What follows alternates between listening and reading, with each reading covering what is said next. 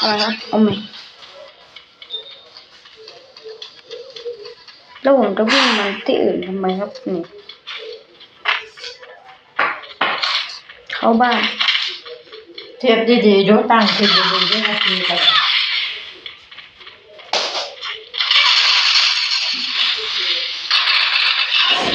เยอะจริง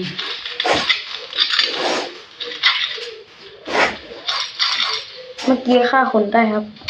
เกือบตายเลยครับดีนะผมเป็นมืออาชีพผมมีความชำนาญกับเกมฟรีไฟอยู่ไม่ตรงนั้น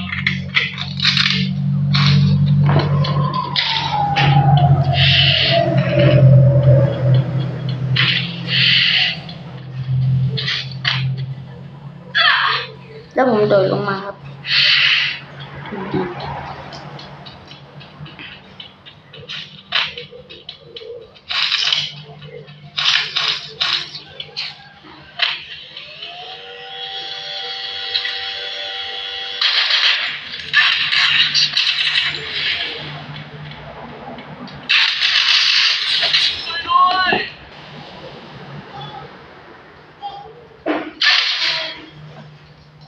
ตายครับ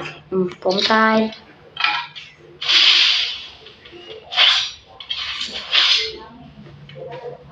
น่าเศร้ามากเลยครับ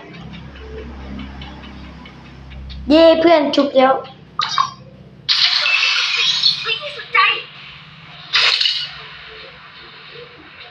ผมก็กลับมาที่เดิมครับที่ผมตายตอนแรกครับ อันนี้ครั้งที่ 2ครับเกิดใหม่ครับเกิดครั้งที่ 2ครับกดตัวเองตายอีกรอบครับไงผมเจอศพตัวเองครับต่อไปก็ไปเก็บศพตัวเองครับเก็บศพเก่าโอ้โหเอาปืนไปหมดเลยอุ้ยยังมาแล้วอย่างน้อยก็มีเจ้าของดี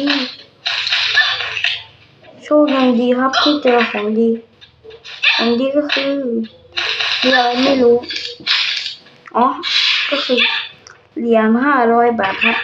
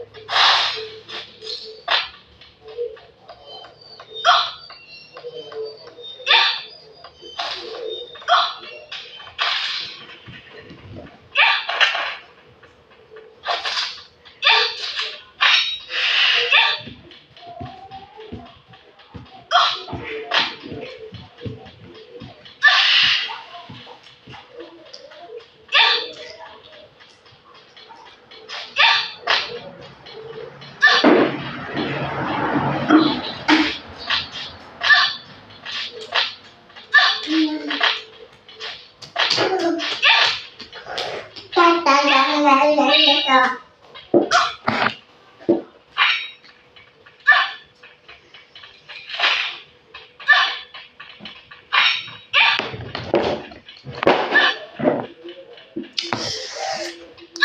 มคุยกับกล้องเลยครับขอโทษ